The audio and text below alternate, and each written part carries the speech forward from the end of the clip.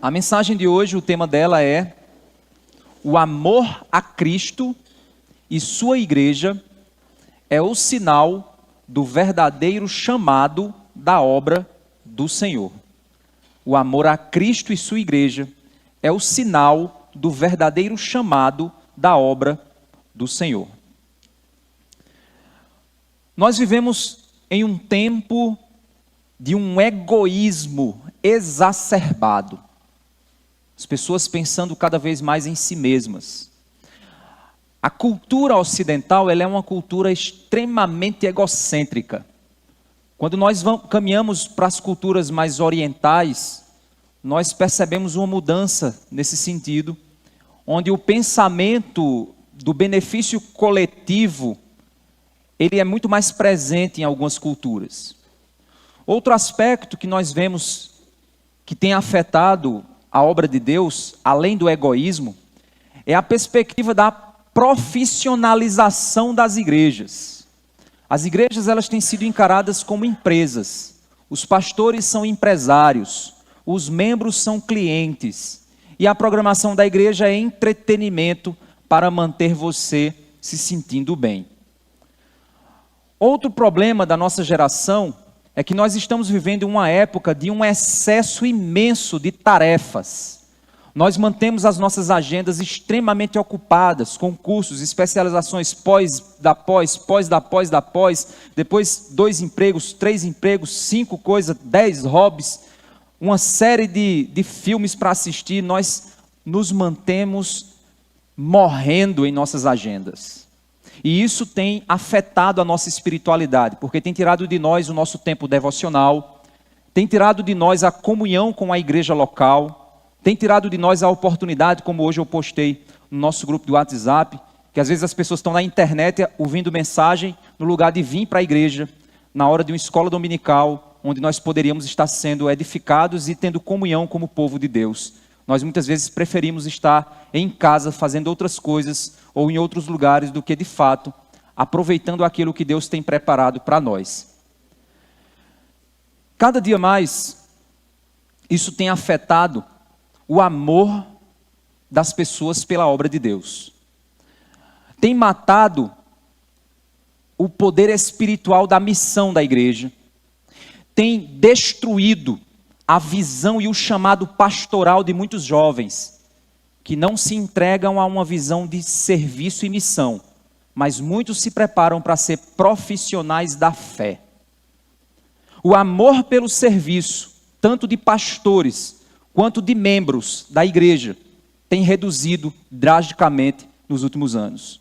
Por isso que sempre vem ao meu coração aquela palavra em que Jesus ele cita uma profecia que diz que no dia em que o Filho do Homem voltar, será que achará fé na terra?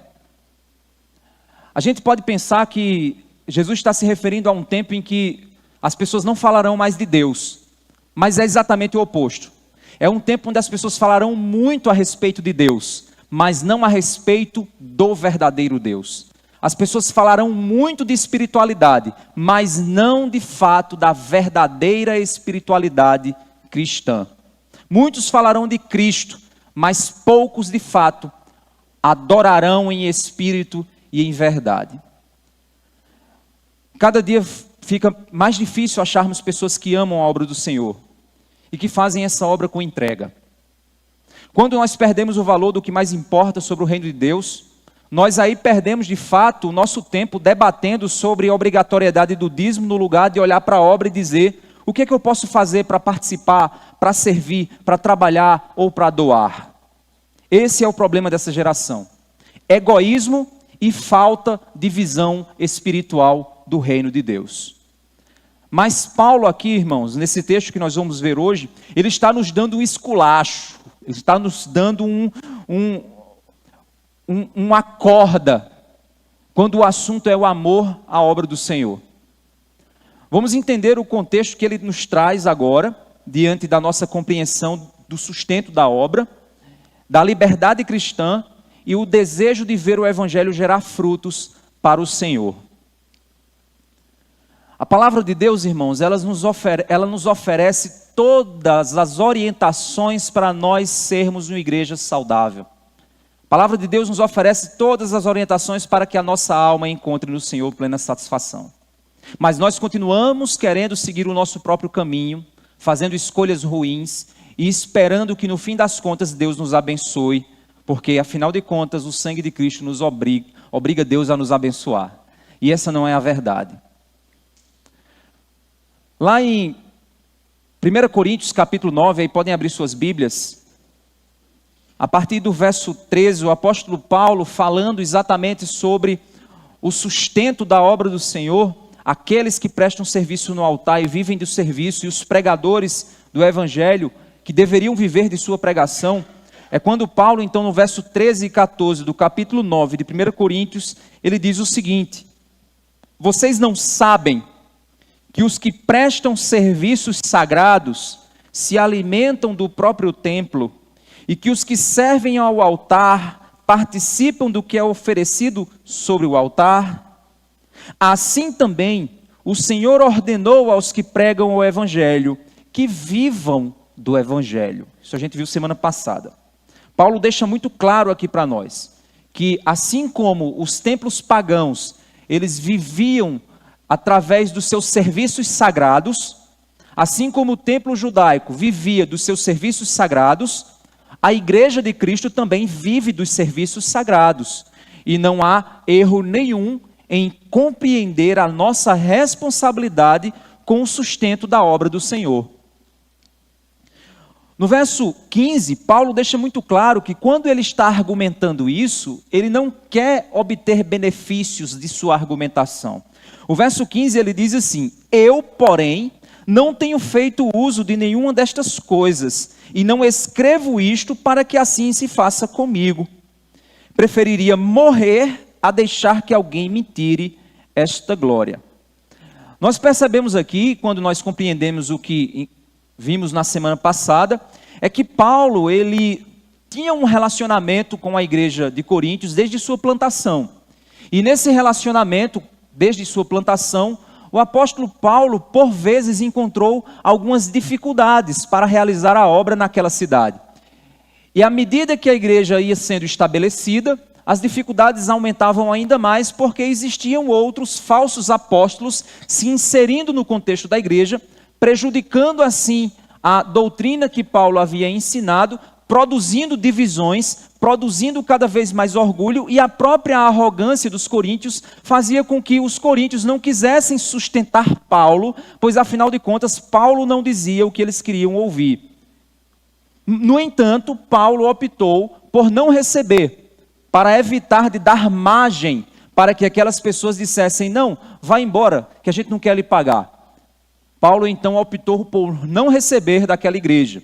Em alguns momentos ele fez tendas, ele trabalhou secularmente para sustentar a missão que ele estava realizando na igreja de Coríntios. Em outros momentos ele recebeu de outras igrejas, como a igreja de Filipos, que era uma igreja mais pobre. E ele recebeu dessa igreja sustento para que ele continuasse pregando o evangelho na cidade de Coríntios. E aqui nós vemos que Paulo deixa muito claro que quando ele argumenta e defende o conceito do apoio financeiro aos que realizam a obra do Senhor, Paulo não está fazendo isso porque ele quer ser sustentado a partir daquele momento. Paulo está apenas ensinando e mostrando para a igreja o quanto eles estavam falhos na sua compreensão do reino de Deus. E dentro do seu contexto, Paulo está falando sobre a necessidade de abrir mão de direitos que são direitos por causa dos objetivos que o reino de Deus nos chama. Paulo está aqui nesse contexto falando daquela fraqueza que muitos têm, que participam das coisas sacrificadas a ídolos, levando outras pessoas a pecarem. E aquilo que a gente já estudou aqui, na semana retrasada, nas outras vezes, nas outras mensagens, nós falamos aqui claramente, que muitas vezes vocês participam de coisas que a cultura oferece. E o que vocês estão fazendo, na realidade, é levando outras pessoas ao pecado. A gente falou muito claramente do forrozinho do Parque do Povo. Às vezes você acha que aquilo, não, tudo bem, para mim aquilo não me domina. Mas às vezes você está inserido em um contexto onde há bebida, onde há prostituição, onde há músicas com letras que não exaltam a Deus. E você, ao participar daquele processo ali, você está levando outras pessoas que são fracas a serem contaminadas. e você que é forte está fazendo uso pecaminoso de sua liberdade. Paulo mostra que nós não podemos buscar os nossos direitos, ou usar da nossa liberdade para levar outros a pecar. Porque a verdadeira maturidade e o verdadeiro amor está exatamente no fato de que, mesmo tendo direitos, às vezes eu abro mão dos meus direitos para que o objetivo do Evangelho seja alcançado. Paulo então está deixando claro que o objetivo dele aqui não é argumentar para ganhar dinheiro com os coríntios. O objetivo dele aqui é argumentar para mostrar que ele fez uma opção. E a opção dele foi: como o fato de vocês me pagarem poderia gerar impedimento no Evangelho nessa igreja, eu optei por abrir mão de um direito que era meu, para que o Evangelho não viesse a ser prejudicado. O verso 16, o apóstolo Paulo então diz o seguinte: se anuncio o Evangelho, não tenho de que me gloriar, pois sobre mim pesa essa obrigação, porque ai de mim se não pregar o Evangelho. Paulo, ele deixa claro que ele não pode se gloriar por anunciar gratuitamente o Evangelho, porque ele faz isso por ser escravo de Cristo. Ele não está dizendo assim: agora eu quero que vocês me admirem porque eu estou fazendo de graça. Eu quero que vocês me admirem porque eu estou fazendo isso aqui por vocês. Eu quero que vocês me exaltem porque eu estou fazendo algo maravilhoso para servi-los, para demonstrar o meu amor por vocês. Paulo deixa claro: não, eu não estou fazendo isso gratuitamente porque eu quero ser exaltado, mas eu faço isso porque eu sou escravo de Cristo. Sobre mim, e o verso 16 mais uma vez ele diz: pois sobre mim pesa essa obrigação. Você não pode ser exaltado por uma obrigação. É aquela coisa que, quando você chega para alguém e diz: rapaz, eu fiz tal coisa, aí o cara olha para você e diz: não é mais do que sua obrigação. Já ouviu essa frase? As nossas mães adoram dizer isso. Você chega para ela e diz assim: olha, eu arrumei o meu quarto, viu? Aí ela olha para você e diz: você não fez mais do que sua obrigação. E aí você fica todo murcho dizendo: meu Deus do céu, eu tinha feito uma coisa tão legal. É mais ou menos o que Paulo está dizendo aqui. Olha, eu prego o Evangelho. Aí Jesus olha para ele e diz: você não faz nada mais do que sua obrigação.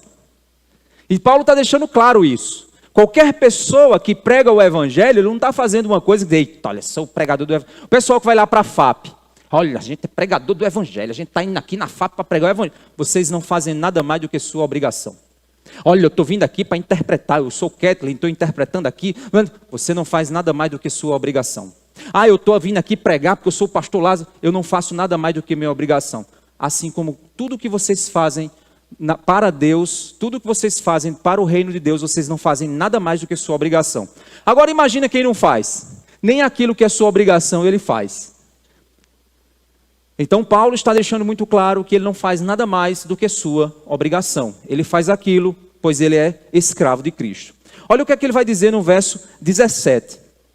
Ele diz: se o faço de livre vontade, tenho recompensa. Mas se o faço por obrigação, é porque uma responsabilidade me foi confiada.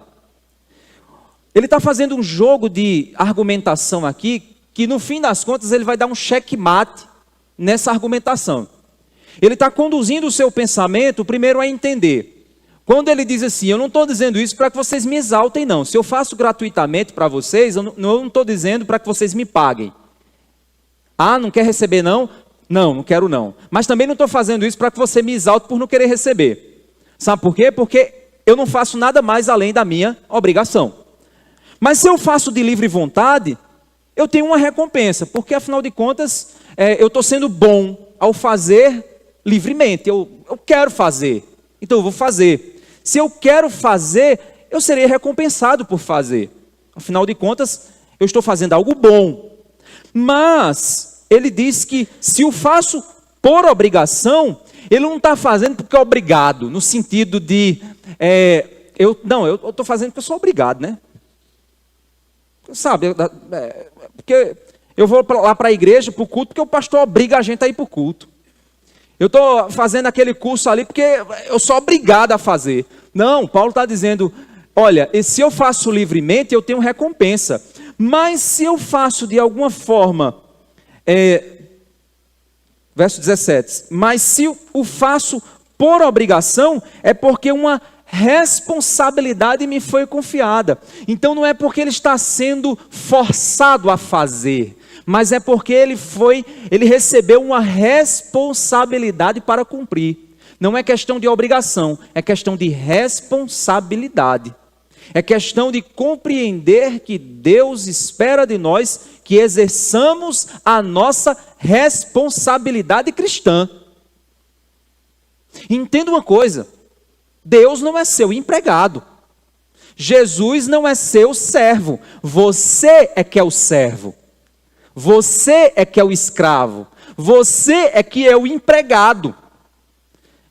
Então você não tem que ficar sem ter o que fazer, esperando vir de bandeja as coisas de Deus para você. Porque sobre você pesa essa obrigação. Não porque Deus quer te obrigar a fazer, mas Ele quer te responsabilizar. Ele quer que você tenha responsabilidade por aquilo que Ele te entregou. Lembra a parábola dos talentos? Que foi dado um talento a cada pessoa, a um foi dado 1, a outro foi dado 5, a outro foi dado 10. E que cada um agiu conforme ele quis para com o seu talento. Aquele que escondeu o talento, que enterrou o talento, ele não queria exercer a sua responsabilidade. Ele não queria fazer o que foi chamado a fazer. Ele simplesmente queria escapar fedendo. Ele queria simplesmente, deixa rolar o tempo, eu não vou para o céu mesmo, está tudo bem. Mas aí é que está, irmãos, é necessário a gente entender que a graça de Deus, ela me constrange a trabalhar. Estávamos hoje na reunião de oração, que a gente sempre tem um tempo de oração pela igreja e pelo culto, todo domingo com os diáconos eu me reúno. Se você vê a gente reunida ali, é o nosso tempo de oração pela igreja e pelo culto. Toda semana a gente clama a Deus por misericórdia. E a gente estava falando um pouquinho sobre isso. A gente às vezes fica escandalizado com determinados crentes mundanos, descomprometidos, pessoas que não fazem nada por Deus, pessoas que fazem o mínimo do mínimo. Aí a gente fica assim, mas rapaz, será que essa pessoa é crente? E até um dos irmãos diz assim, pastor, realmente ser crente não é vir para a igreja. E é verdade, ser crente não é vir para a igreja. Ser crente é ter senso de responsabilidade sobre o reino de Deus. Ser crente é ter a compreensão de que nós fomos salvos, é sermos constrangidos pela graça a servir ao Senhor. Então, meu irmão, se você não faz nada, se você não se constrange a fazer, tem algo muito errado com você. A grande pergunta que você deve fazer é, será que a graça de Deus não me alcançou? Porque se a graça te alcançou, meu irmão, você é constrangido a fazer. Você é constrangido a se doar, você é constrangido a se envolver, você é constrangido, não tem outra opção.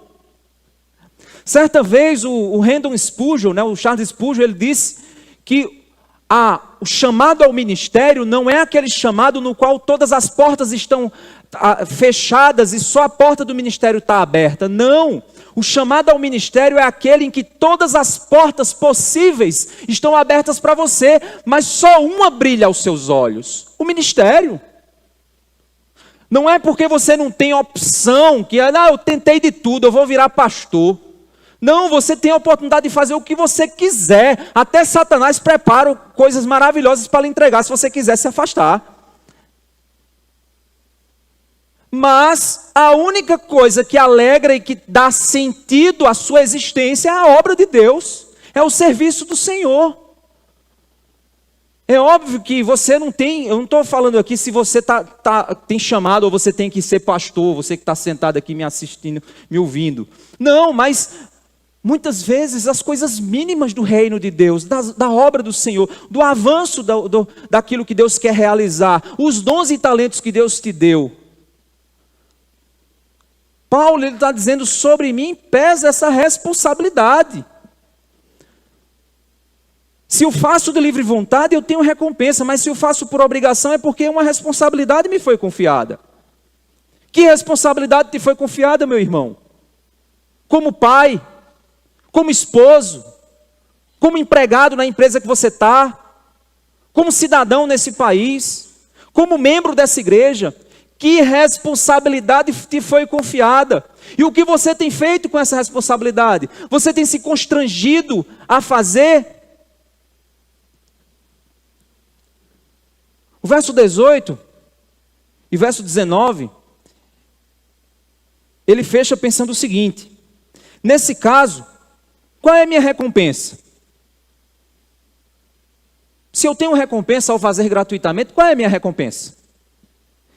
Ele continua: é que anunciando o evangelho, eu o apresente de graça, para não me valer do direito que ele me dá. Olha o verso 19. Ele vai explicar esse argumento dele. Ele está dizendo o seguinte: qual é a minha recompensa? É exatamente não fazer uso do direito que eu tenho. Essa é a minha recompensa. Olha que loucura, gente. Parece um argumento louco. Você vai entender por quê. Ele está dizendo o seguinte: sabe qual é a minha recompensa? É que eu não recebo o salário que eu mereço. E não receber o salário que eu mereço, esse é o meu salário. Entendeu? O pessoal fez uma figurinha aí. Entendeu a lógica? Entendeu não, né? Vamos lá. Toda vez que você trabalha para receber o seu salário. Toda vez que você recebe o seu salário é a sua recompensa pelo seu trabalho. Paulo está dizendo que a recompensa dele não é receber salário. A recompensa dele é exatamente precisar receber, mas não fazer uso desse direito. Sabe por quê? Porque ele está criando dívida com os coríntios. Ele está sendo esperto. Ele está gerando dívida com eles. Ele está constrangendo eles. Ele está dizendo assim: a minha recompensa é constranger vocês. Porque quando eu constranjo vocês, vocês vão saber por que eu faço isso. Sabe por quê? Porque a maior recompensa de Paulo é que ao constranger as pessoas, ele faz com que elas se voltem para a verdade de Cristo. A grande recompensa de Paulo é ver Cristo formado no coração dos homens. A grande recompensa de Paulo é ver as pessoas serem quebradas pela verdade do Evangelho. E Paulo diz que se for necessário abrir mão do meu direito para que eu veja Cristo formado em você, essa é minha recompensa. Entendeu agora? Vamos avançar? Olha só. O verso 19, ele diz o porquê que a recompensa dele é essa. Porque sendo livre de todos, fiz-me escravo de todos, a fim de ganhar o maior número possível. Entendeu agora? A recompensa de Paulo é ganhar pessoas para Jesus. A recompensa de Paulo não é ganhar dinheiro. Tem muito pastor, eu digo a você, mais de 90% dos pastores do mundo hoje trabalham só pelo dinheiro. Uma vez um pastor, amigo meu, chegou e disse assim: rapaz, eu estou com uma proposta aí para uma igreja aí, rapaz, e eu estou analisando. Eles me ofereceram as coisas interessantes. Eles me ofereceram uma casa, me ofereceram 6 salários, me ofereceram também o pagamento da parcela de um carro, me ofereceram. Aí eu disse: meu irmão, você visitou a igreja? Ele disse: visitei. Aí eu disse: o que é que você achou? Uma igreja bem organizada, bem estruturada, condição financeira boa. Aí eu disse: rapaz, não vai não. Sabe por quê? Aí, como eu tenho muita liberdade com essa pessoa, eu digo: por que você vai estragar essa igreja? É isso, cara, você está dizendo? Eu digo: sim. Quando eu te perguntei se você foi na igreja, era para ver se Deus te deu uma visão para aquela igreja. E a visão que você teve foi da estrutura que a igreja tinha. Estou entendendo não o que você está querendo dizer. Deixa eu te explicar. Quando Deus chama um profeta para fazer uma obra, ele diz: sai da tua terra, da tua parentela, vai para uma terra que eu vou te mostrar. Deus, ele dá uma visão. Ele diz assim: eu tenho uma missão, eu tenho uma obra para ser feita, e eu quero que você faça essa obra. Cadê Deus? Cadê a obra? Não, você não vai ver nada. Dê um passo, e depois a obra você vê. E você faz pela visão. Porque na hora que tudo der errado, a visão te sustenta. A visão do chamado te sustenta. Pastor, você diz isso com base em quê?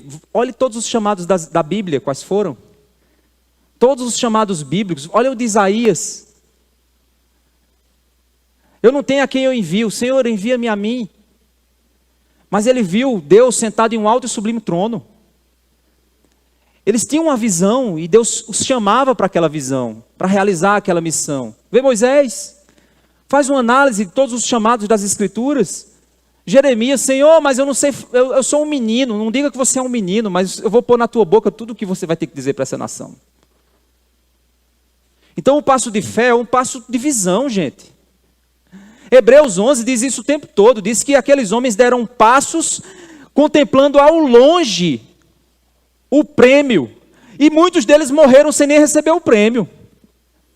Deus me deu uma visão para essa igreja. Eu tenho visto Deus construindo, Deus fazendo a igreja acontecer. Pode ser que eu nem veja a visão que Deus me deu. Pode ser que eu morra e acabou-se. E lá no céu, não sei se Deus vai botar uma janelinha para eu dar uma olhada lá de cima, dizer assim, eita, olha só, como era interessante. Mas Deus deu uma visão, e essa visão eu continuo perseguindo. Não mudei, não desviei, continuei perseguindo essa visão. E aí esse irmão foi para essa igreja novamente e disse assim, rapaz, eu vou segundo o que tu está me dizendo. E Deus deu uma visão para ele. Ele disse, rapaz, Deus me deu uma visão do que Deus quer que aquela igreja se torne. Aí eu disse, olha aí, agora sim. Você não vai por causa do salário, você não vai por causa da casa, você não vai por causa de... Sabe por quê? Porque na hora que a tribulação acontecer, se levantar um grupinho dentro da igreja para te derrubar, salário, casa, essas coisas, tudo não vai valer de nada. Não vai ser nada. Tu vai abrir mão de tudo isso rapidamente. Agora, se for visão, você não abre mão, não. Aí você não abre. Como diz o nosso irmão Stefano, pode ser o sangue na canela, né, Stefano? Você não abre mão. Porque Deus disse, sou eu que estou contigo. Ser forte e corajoso. Faça tudo que a minha palavra disser. E eu estarei com você como tive com Moisés. É assim que funciona. Mas a maioria dos pastores hoje estão de olho no sustento, quantos salários vão receber, se vai ter auxílio disso, auxílio daquilo. Ou seja, qual é a visão? Financeira. Não, mas porque eu tenho que sustentar a minha família. É claro, meu companheiro, que você tem que sustentar a sua família. Você não vive de luz. É óbvio. Mas se Deus te chama para uma missão, Ele te sustenta, não é a igreja não. Se Deus quiser que a igreja seja instrumento de sustento para você, Ele vai fazer. Se Deus também quiser que a igreja não tenha visão, Deus levanta a igreja de Filipos para fazer isso. Deus manda você fazer tenda para fazer isso. Mas a maior recompensa, gente, é isso que Paulo está dizendo. Porque sendo livre de todos, eu me fiz escravo de todos. O que Paulo está dizendo é mais ou menos, eu sou livre de todos aqui, mas eu me fiz escravo de todos aqui. Para servir a todas as pessoas que estão nessa comunidade. Todos os que chegam para essa comunidade. Eu me torno escravos deles. Porque esse é o meu chamado. Paulo está dizendo aqui, para ganhar o maior número possível. Quantas vezes foi necessário eu abrir mão do meu conforto? Estava assistindo uma série, um filme com minha família. Pastor, estou precisando. Saí. E fui. E fiz. O que Paulo está querendo dizer aqui é exatamente isso. Porque a grande recompensa, gente, não é o tapinha nas costas. A grande recompensa é ver a obra de Deus sendo feita diante dos seus olhos. Vidas sendo transformadas, vidas sendo restauradas, pessoas sendo convertidas a Cristo. E a visão da obra de Deus acontecendo diante dos seus olhos. Anos e anos vão passando, os cabelos vão caindo, vão ficando branco. E a obra vai sendo feita. E Deus vai fazendo grandiosidades, coisas maravilhosas. Isso é a grande recompensa. Isso é a grande recompensa. Como eu estou ansioso de chegar nos meus 80 anos. Para ver a grande recompensa.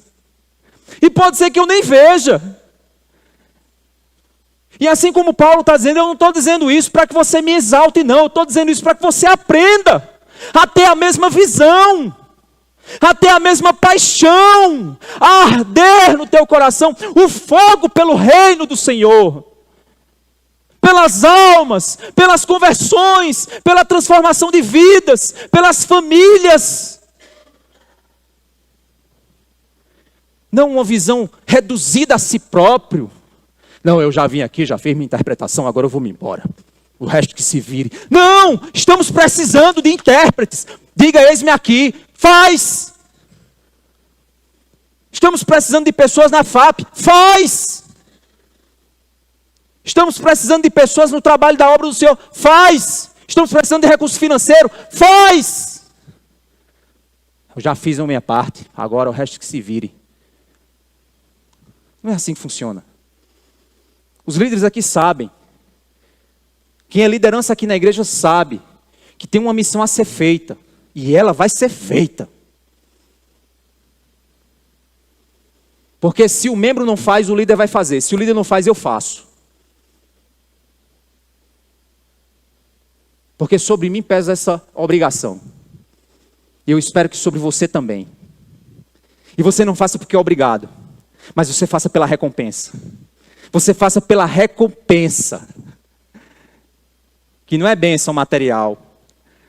Que não é um saláriozinho na tua conta. Mas é ver o reino de Deus avançar. Se estabelecer. A oração do Pai Nosso diz o quê? Seja feita a tua vontade, assim na terra como no céu. Venha o teu reino, venha o teu reino. Mas a gente diz, venha o meu reino, faça a minha vontade, assim na terra como se a minha vontade. Deus faz o meu querer, o meu conforto. Não é essa a posição que Paulo nos apresenta aqui. É aqui que Paulo apresenta o grande paradoxo da sua argumentação. Ele é um escravo livre. É engraçado, gente, porque quando eu assumi o ministério, tiveram pessoas que disseram assim, vai ganhar mais dinheiro, né? Não, vai não, vou não.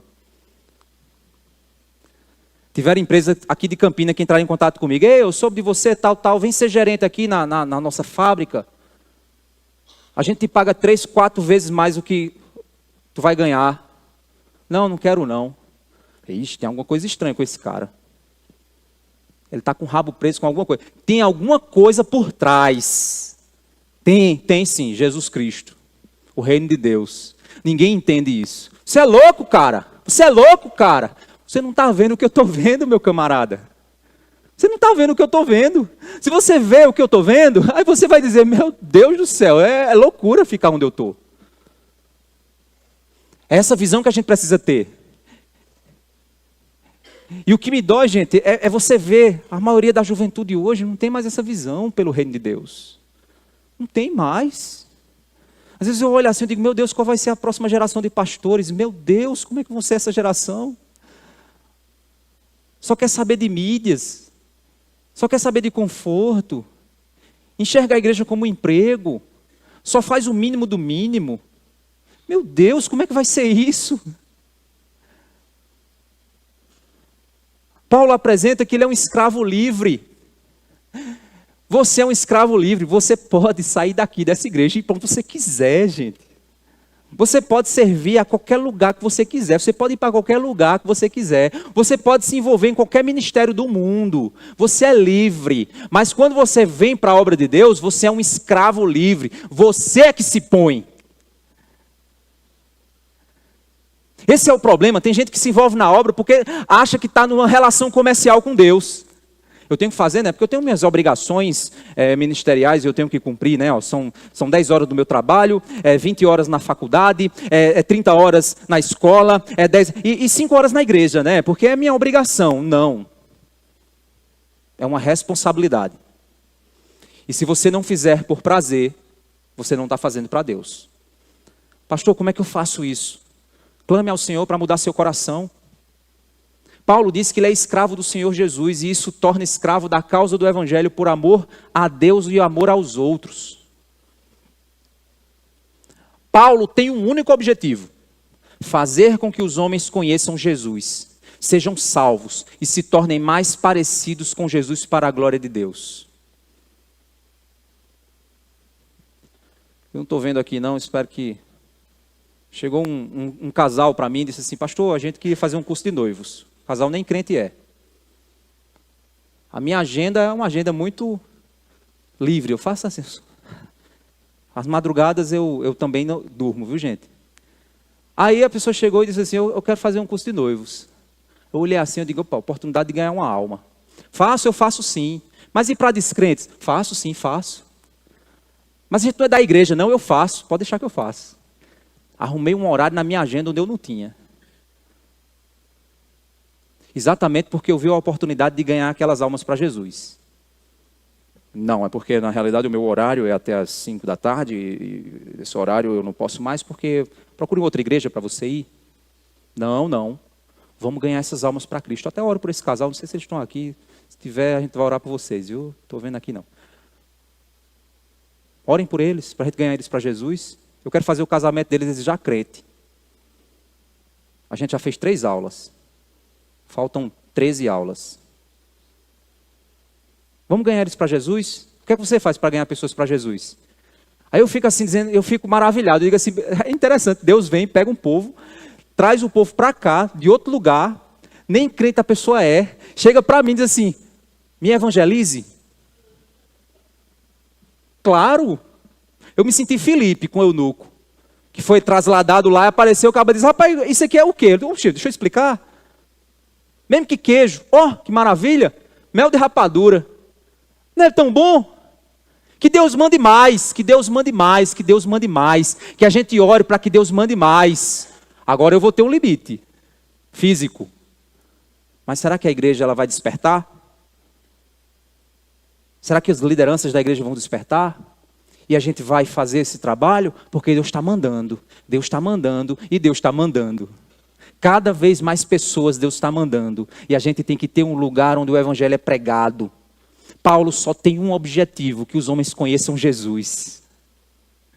Esse é o coração de um verdadeiro pastor. Ele tem ardor no coração de fazer Cristo conhecido. Não é uma mera profissão, mas uma vocação de lutar pela causa do evangelho. Se alguém tem chamado ao ministério pastoral ou quer pastorear como um presbítero, precisa amar a Deus e as pessoas de tal modo que ele faz o que for do seu alcance para que as pessoas conheçam Jesus e sejam transformadas por Cristo. Não tem como esconder, jovem, você aí, os seminaristas, os presbíteros aqui que estão como candidatos a presbíteros, os que querem ser diáconos, as pessoas vão ver a sua paixão pela igreja e por pessoas. Você fica se escondendo, correndo, chega aqui na igreja, eita, fulano me viu, É assim que funciona. Está errado, as pessoas veem sua paixão, veem o seu ardor, veem o seu amor.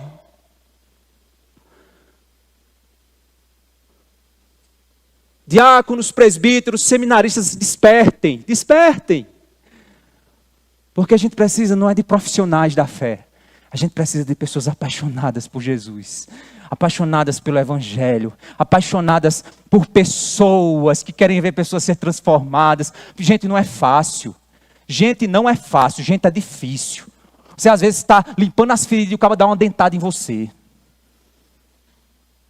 Você está fazendo o bem e o cabo dá lá na sua cara. É difícil.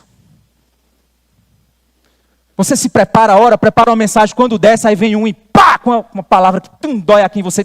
Meu Deus do céu, preparei a mensagem, ajeitei tanto, o cabo vem, tum! Às vezes você vê pessoas com um olhar de raiva de você. Eu vejo gente com um olhar de raiva de mim. Mas eu continuo amando. Aí como minha cabeça é muito desenho animado, eu lembro muito do Pica-Pau. Que aí o cabo faz, eu odeio você, ele dá um beijo, mas eu amo você. Já viram, lembra aí do Pica-Pau? Mas eu odeio você, mas eu amo você. E continua. E assim vai Deus quebrando. Essa é a paixão de Paulo. Ele fazia de tudo pelo evangelho. Ele ama ver o agir de Deus na vida das pessoas e por isso ele se doa, por isso ele se envolve. Esse era o coração de Paulo pela igreja de Coríntios. Vamos lembrar do que acontecia nessa igreja, como a gente já viu nas mensagens anteriores? Eles eram uma igreja orgulhosa, cheio de grupinho e disputas. O grupo dos ricos e o grupo dos pobres. O grupo dos teólogos inteligentes de Paulo, o grupo dos teólogos de Apolo, o grupo de Cefas, os super espirituais de Cristo. O grupo dos super espirituais desprezavam os novos convertidos e as pessoas que haviam saído do paganismo. Eles acabavam abusando de sua liberdade cristã, participavam de coisas mundanas e idólatras, desprezando a fé dos fracos e levando os fracos a cair. Paulo então mostra que querer buscar direitos em Cristo não me faz usar esses direitos para pecar. Mas minha verdadeira liberdade me leva a ter o direito, capacidade, maturidade espiritual de abrir mão dos meus direitos quando for necessário para alcançar outras pessoas com amor e não escandalizar o Evangelho de Jesus. Paulo então mostra que ele tinha o direito de receber sustento financeiro, mas por razões específicas daquela igreja, ele escolheu abrir mão desse direito para ganhar eles para Cristo, não impor nenhum tipo de empecilho que Satanás quisesse trabalhar naquele lugar. Como tinham muitos ricos, existiam também muitos professores itinerantes. Lembra aqueles teólogos itinerantes que se inseriam na igreja que eu falei para vocês semana passada, para ganhar dinheiro da igreja? Eles se assumiam apóstolos como Paulo. Começavam a enganar a igreja por meio dos seus discursos elaborados para ganhar dinheiro com aquela igreja. Eles falavam o que o povo queria ouvir e o povo gostava do que eles falavam. Com isso, Paulo e sua pregação eram uma ameaça para aqueles falsos mestres. Provavelmente alguns dos ricos da igreja não queriam apoiar financeiramente o ministério de Paulo, como uma forma de talvez fazer com que ele fosse embora daquela igreja. Mas Paulo continuava pregando e disse assim: não precisa receber salário não. Eu continuo dando aula nesse lugar, eu continuo pregando nesse lugar, eu continuo ensinando essa igreja. Porque ele não queria deixar aquelas pessoas serem enganadas, porque ele via o que aqueles falsos apóstolos tinham de intenção maldosa por trás. E aí eles disseram: não, eu não vou deixar com que esses homens destruam o que Deus fez nessa igreja. Ele plantou aquela igreja, ele amava aquele povo, mas eles estavam sendo influenciados pelo engano dos falsos mestres. No fim, Paulo era um escravo livre, em que sua recompensa era ver o agir do evangelho em todos os que ele era colocado para servir por amor do Senhor. Ele era escravo da causa do evangelho e não um profissional da fé. Ele não estava desprezando a necessidade de receber sustento por meio do evangelho, pois ele recebia de outras igrejas e até trabalhava quando não tinha o suficiente para se manter.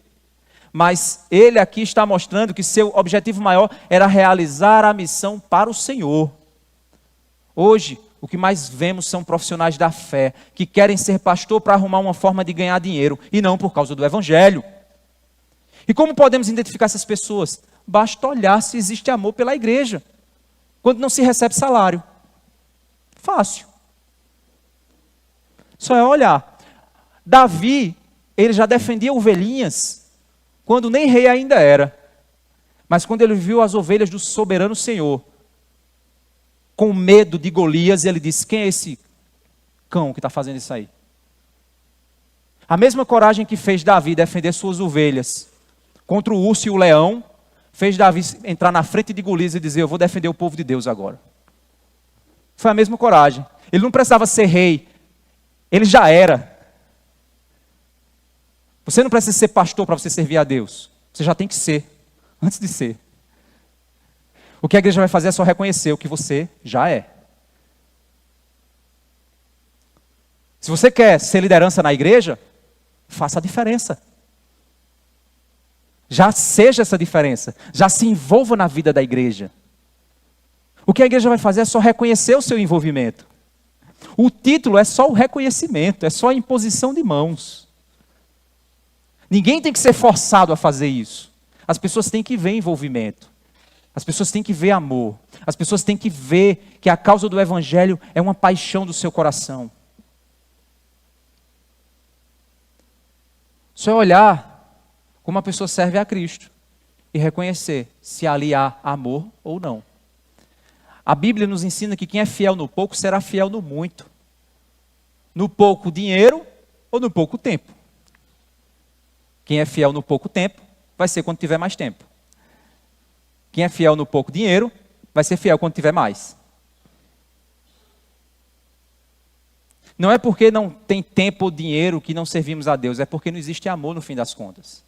Paulo mostra aqui que ele era escravo da causa de Cristo. Se para aquela igreja ele tinha problemas para receber por causa da dureza do coração, dos enganadores da fé, ele abriu mão desse direito para não deixar que aquela igreja e a obra de Deus naquela igreja sucumbisse. Ele se desdobrou por amor à causa de Cristo naquele lugar e naquele momento. Depois a gente vai ver lá em 2 Coríntios, que muitas dessas coisas se resolvem. E a igreja se arrepende de muitas coisas que estava fazendo. E é algo maravilhoso, quando você entende 1 Coríntios, você vai ler 2 Coríntios. Você vê, meu Deus, é outra igreja. É impressionante. Parece que a carta de 1 Coríntios fez uma diferença imensa na vida daquela igreja.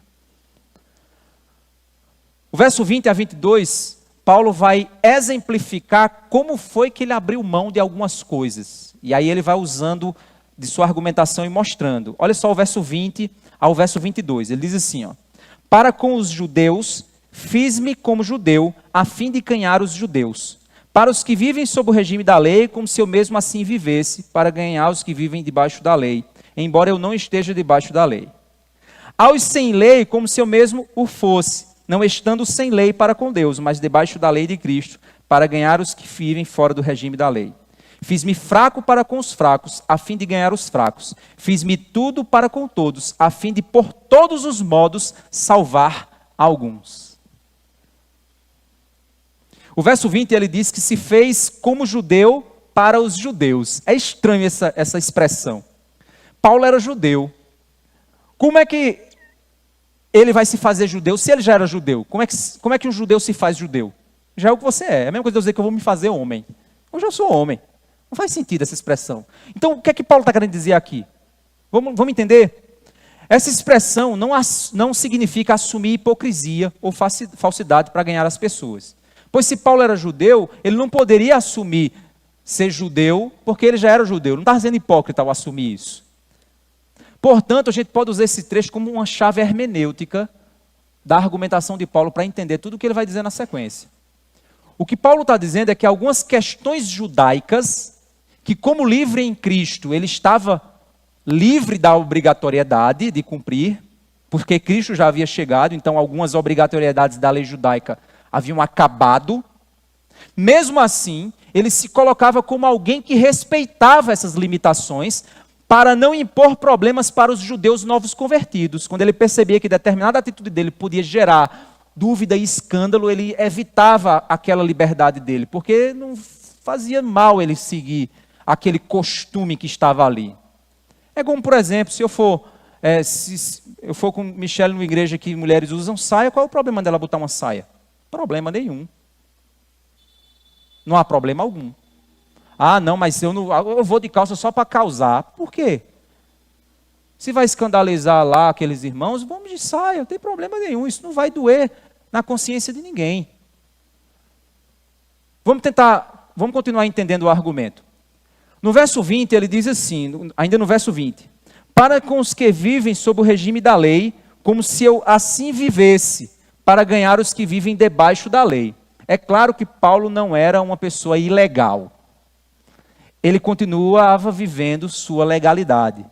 Paulo não está afirmando que ele cumpria uma ilegalidade, mas ele respeitava princípios legais de onde ele estava.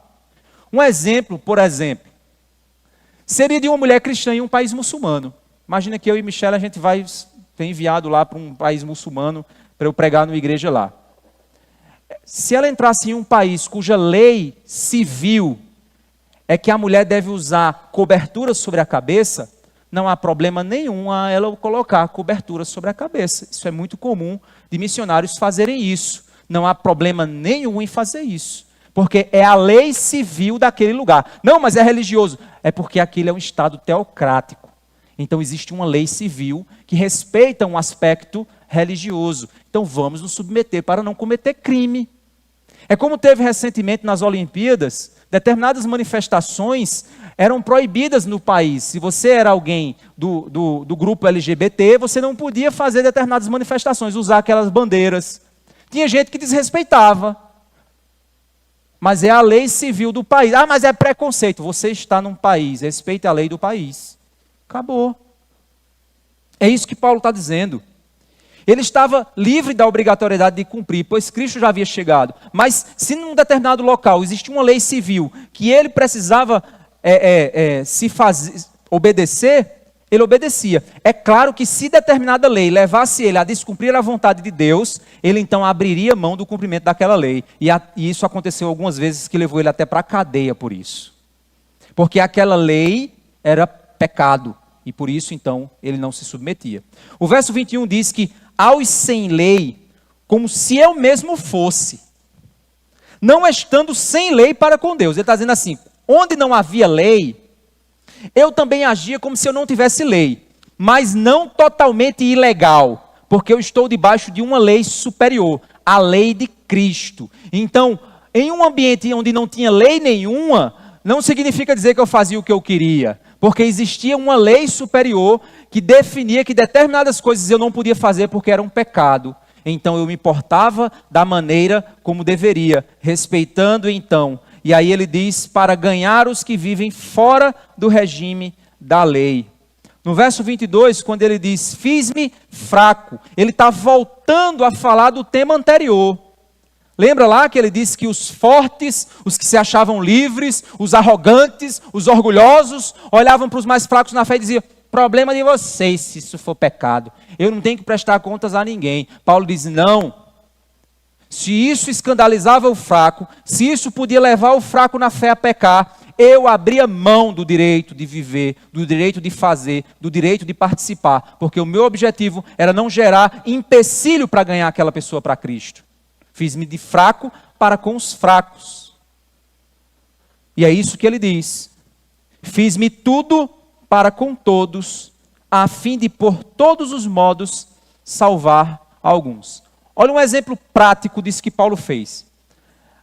Paulo, ele chamou um jovem Timóteo para acompanhá-lo, e esse jovem estava sendo discipulado por Paulo. Timóteo, ele era filho de um pai grego e uma mãe judia, e uma avó judia. Timóteo foi ensinado a respeito da fé desde cedo. Timóteo se converteu a Cristo e começou a acompanhar Paulo para ser capacitado a se tornar um pastor. Depois ele virou pastor de Éfeso. Timóteo, então, num determinado momento, ele tinha que entrar em um local onde os judeus eram muito radicais. E como os judeus sabiam que Timóteo era meio judeu, então, obviamente, eles poderiam cobrar de olhar se Timóteo era circuncidado. E acontecia isso mesmo, viu, gente? Quando um sacerdote ou levita ou alguém da lei desconfiava de que alguém não era circuncidado, chamava o cara no templo para mostrar. E o cara tinha que mostrar mesmo para os sacerdotes. E aí Paulo disse, pode ser que aconteça isso. Isso vai gerar um conflito que vai impedir que o evangelho avance naquele lugar. Olha o que é que Paulo fez em Atos 16, verso 3. Diz assim, quis Paulo que ele fosse em sua companhia, e por isso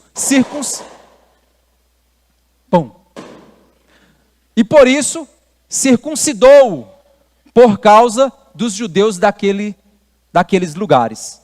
Pois todos sabiam que seu pai era grego. Opa! O cara estava vendo aquele menino andando com Paulo, aquele missionário também, eu quero arrumar uma confusão com aquele cara. Vou arrumar um motivo para fazer briga, para botar eles para fora. Porque eu não quero que eles preguem aqui não.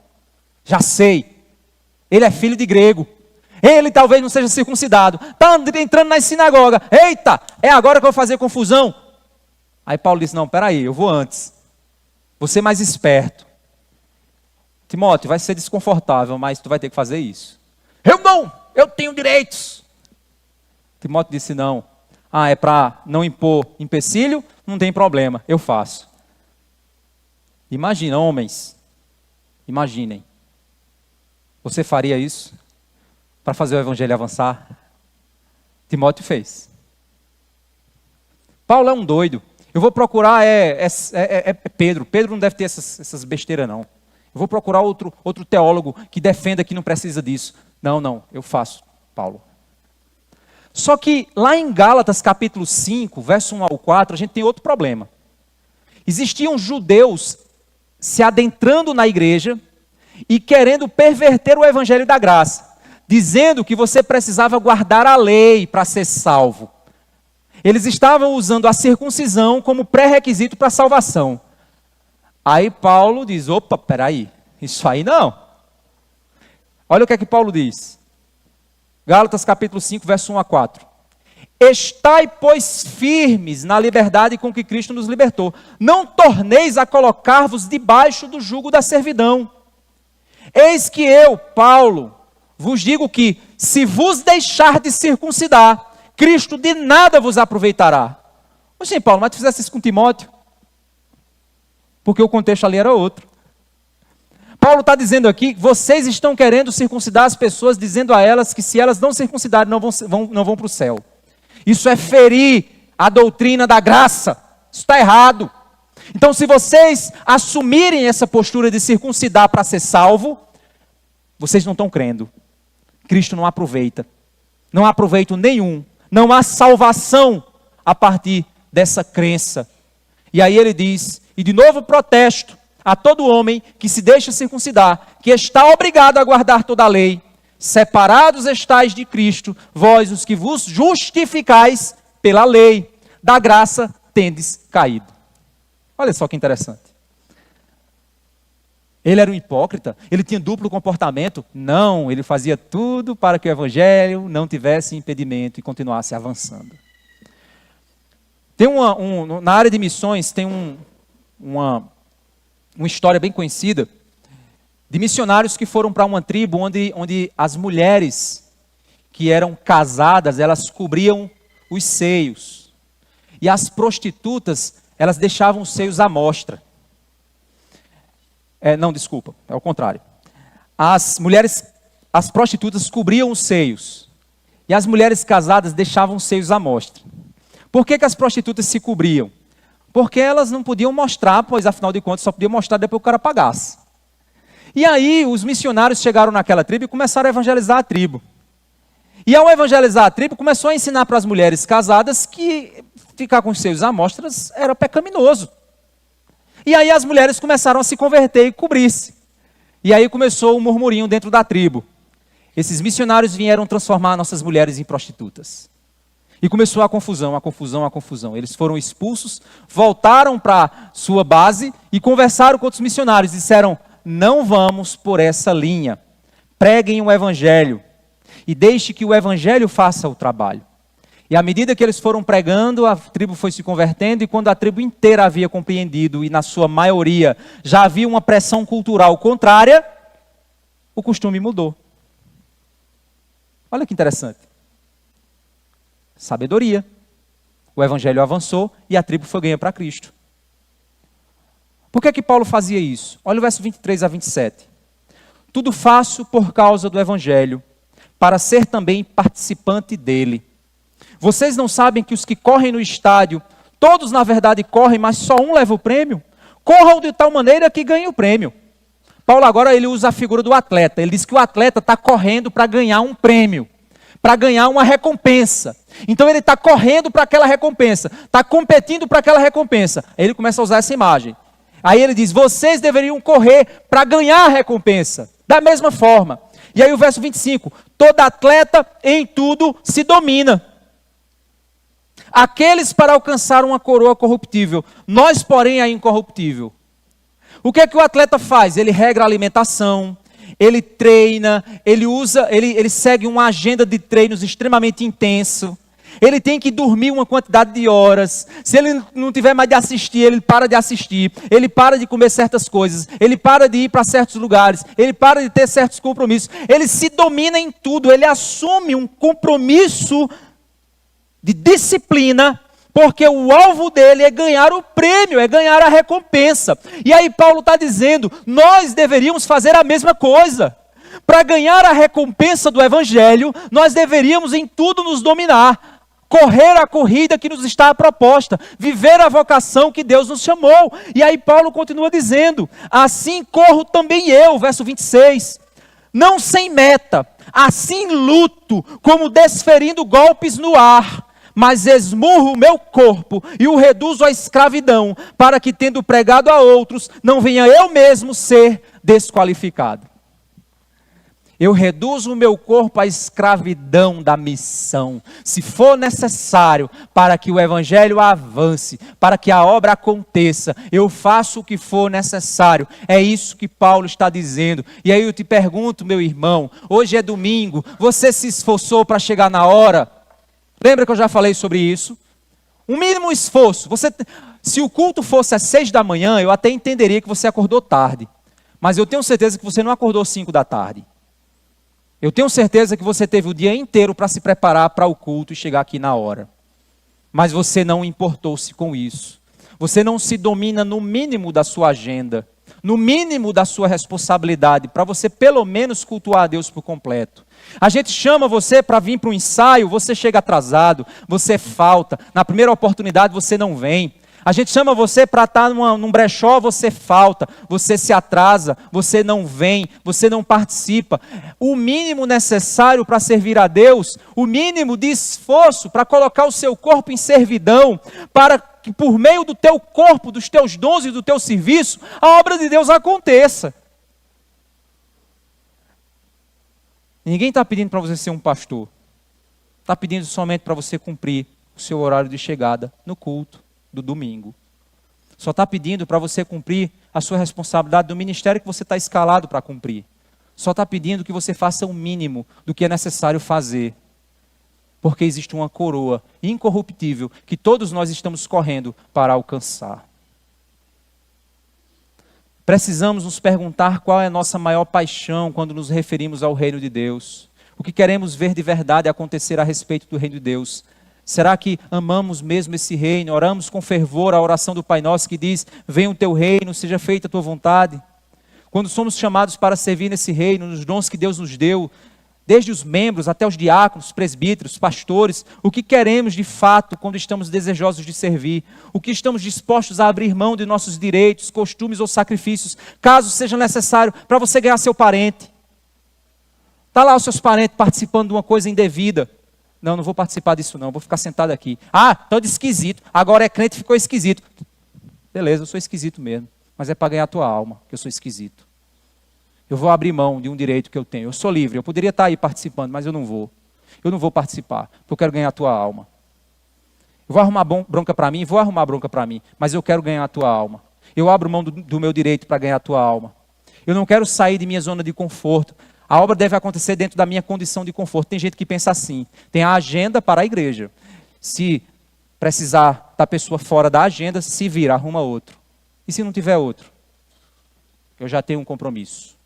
O meu compromisso pessoal. E tem gente que se gloria disso. A igreja tem uma programação, a pessoa tem uma programação pessoal. E a pessoa diz, porque eu sou... É um autopastoreio. A comunidade está reunida para adorar ao Senhor soberano, mas eu tenho minha agenda pessoal. Vocês arrumem outra pessoa, eu vou fazer outra coisa da minha vida. Egoísmo. Egocentrismo. Não há visão de comunidade, não há visão de reino, há visão apenas de pagar as contas para Deus. É claro que existem outros para dividir sua carga, então divida, meu irmão. Que bênção é a gente poder dividir nossa carga. Eu não posso ir hoje não, tem alguém que vá? Tem, não, eu posso, beleza, então vai, que aí hoje eu não posso ir. Tu pode ir fazer? Posso ir fazer, beleza, amém, que bênção, como é bom, gente. Mas é interessante que na maioria das igrejas, somente 20% das pessoas é quem a gente pode contar. Os outros a gente não pode contar. Pode contar assim, né? Na sorte. Vai, colou. Eita, ele vem. Vai, não vai, não deu. Desistiu de última hora. Disse que tinha outra coisa para fazer. Você não pode confiar. E agora o que a gente vai fazer? A obra não pode parar. Vamos fazer. Deus nos chamou para fazer a obra dele. Ele nos chamou para servir outras pessoas no reino dele. Que valor isso tem? Sobre você pesa essa responsabilidade. O que você tem feito com a responsabilidade que Deus te deu? É interessante, gente, a gente semana passada falou sobre dízimo. O problema do dízimo, sabe qual é? É que quem tem dinheiro acha que por ter dado já fez tudo o que precisava. Mas na realidade a pessoa é preguiçosa, egoísta e está usando o dinheiro como desculpa para dizer que já fez tudo para o Senhor. Infelizmente. E aí acha que porque tem, eu já dei. Mas não há serviço pessoal, não há amor por fazer, não quer se envolver, porque afinal de contas o meu dinheiro faz o meu trabalho. Mas será que é isso que Deus quer, o teu dinheiro? Ou Ele quer o teu serviço? Se o teu serviço for o recurso, que seja. Mas que isso não anule a necessidade que você tem de servir com sua vida, com seus dons e seus talentos à obra do Senhor.